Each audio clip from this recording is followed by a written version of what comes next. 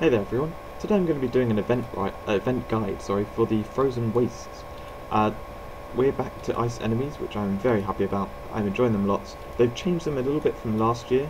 The projectile one, which used to throw ice balls, used to throw them really slowly. It now throws them almost instantly. They become like normal archers, which is a slight sore point for me, but it is what it is. This set looks really cool, I think. People said they didn't like it because it had no face. I like it when the designers get inventive and they just make something a little bit crazy like this. The set itself, I haven't compared it to the last set, but I think it's across the board bonus. The set bonus has dodge chance, so it's probably a little bit stronger on dodge. Skill setup, it's a normal one, as I am sticking with this. It's great. You want to take off the 3 skill runes on Incinerate, Fireball and Fire Drake, so they're all doing fire damage, because fire damage is increased in this event. And in fact, the Fire Drakes will pretty much do this event for you. It's far easier to do on Wizard compared to the other 2 classes. Reason being, because pet damage has just gone up so much.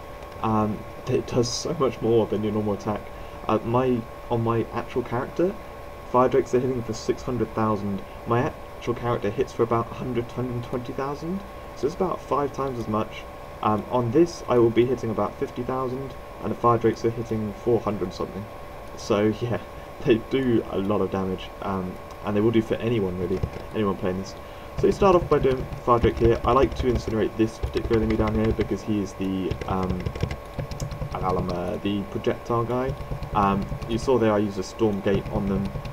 It's a little bit hard to aim Storm Gate on enemies because you have to be directly on them because of the lag and stuff. But yeah, you saw there, I did that to stun the enemies, which just means that Fire Drakes last longer. So I actually got 2 that are going there. Whoops.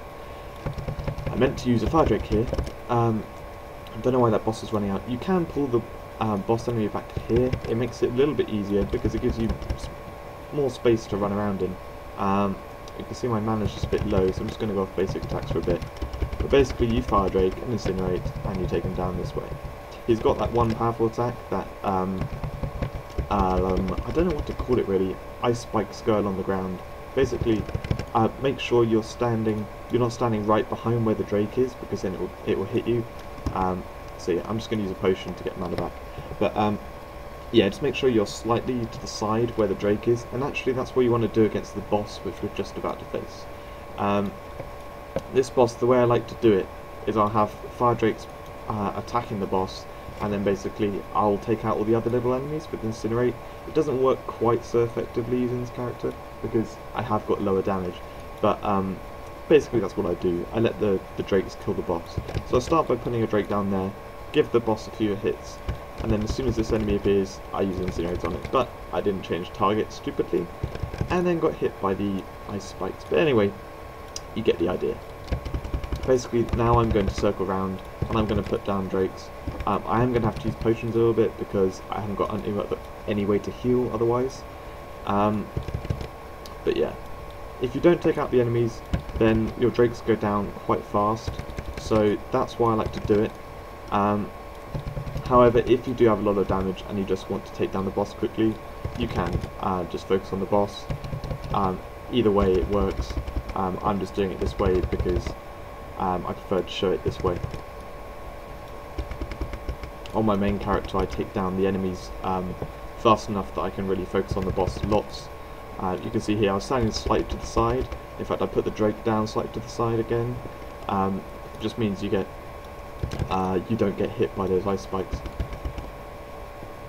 Alright, now as you can see, event's almost over. I'll just put on protection bubble and off we go. Done. As I said, this is much harder, and you will see this in the Archer run, which I'm just about to do. But yeah, otherwise, that was the Wizard run.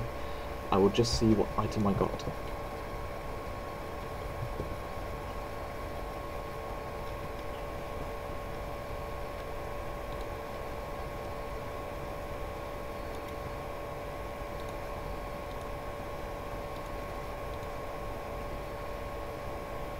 It was the cape.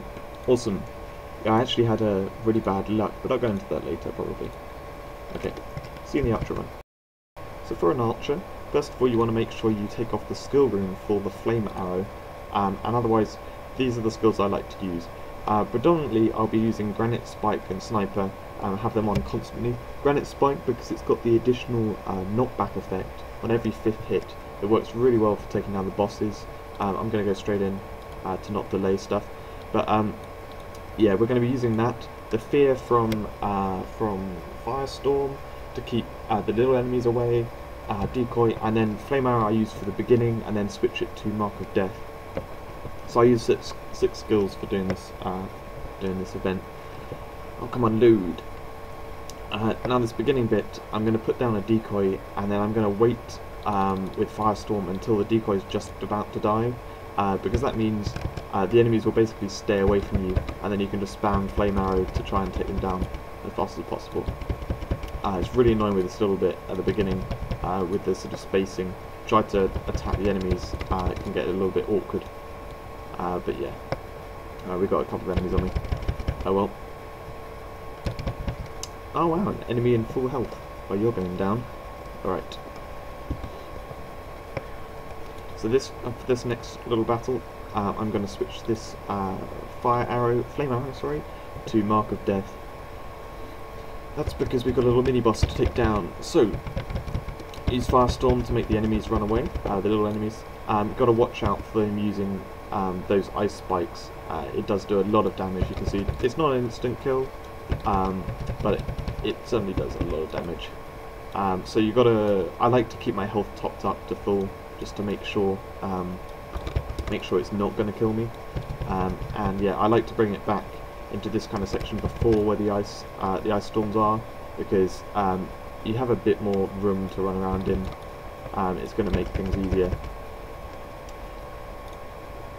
Now the knockback will keep him away a little bit, but not enough to really survive. So you do want to be spamming these decoys, and then you just got knockback for a little bit more attacking before you have to start running.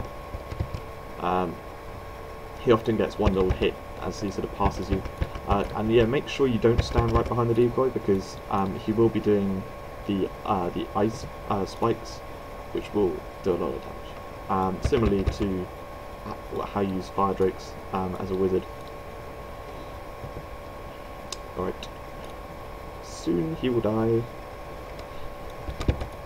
If you just watch the wizard run, you will notice this is taking a lot longer to kill than as a wizard, and that's because of that pet damage. It just has so much.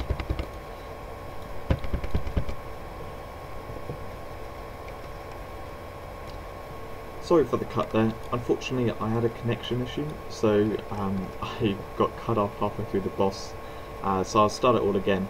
Now we keep the same skill setup going to the boss, and actually the technique I'm going to use to take it down is what I used to use as a wizard. Basically ignore the melee enemies and kill off all the ranging enemies.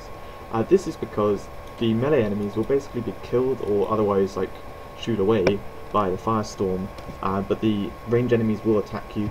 You can also basically just run around and the melee enemies won't get you. So yeah, basically spam off the decoy, use Mark of Death on the boss. That's what I'm going to try to do. Now because my archer's a little bit underpowered, I won't be doing much damage to the boss, and it will take a long time. My last one was taking quite a few minutes. It was turning horrible. But yeah, basically that's the technique I try to use, and I hope I do a representation of that with this. So I'm going to be looking out for any range enemies. This bottom one looks like one. Yep. It's really hard to actually see what is a range enemy and what isn't. But yeah, try and get used to picking them out. You'll usually get about one each wave of enemies. So as long as you notice that one, you'll be okay. And then yeah, we'll be using Granite Spikes, Sniper, to take down that. And okay, alright, so we got the enemies down. Unfortunately, oh no, okay, one more range enemy, there we go. Okay, the enemies are down. Unfortunately more are going to spawn, but yeah, this is a good opening to now attack the boss a bit. Unfortunately, that decoy died almost instantly. But yeah, that's the problem which you get in this boss fight. Alright, let's use a potion.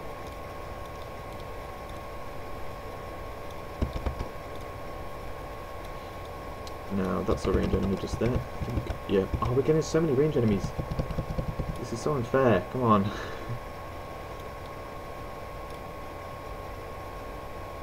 Alright. And another potion.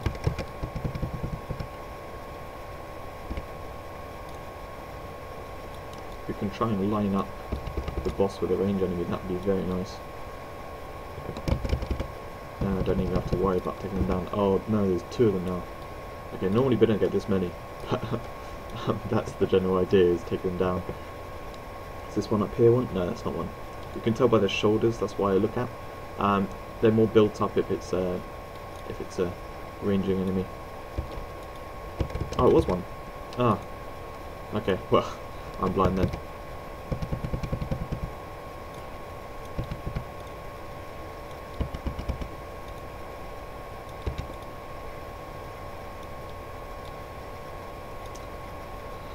But yeah, I'm not going to show this to the end, but basically, this is the technique I use, and it doesn't...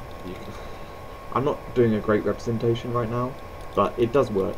Especially if you have more damage, you can take down these enemies much faster.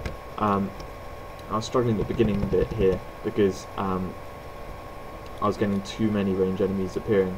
But yeah, basically, it carries on like that, and you can do it quite effectively. To keep attacking the boss a bit. The Granite Spike works very nicely for getting extra attacks in, but yeah, just a mixture of everything here, like weakness and recording lag and all that kind of stuff. My last, the last recording I was doing of it was working very well, but it just went on for so long.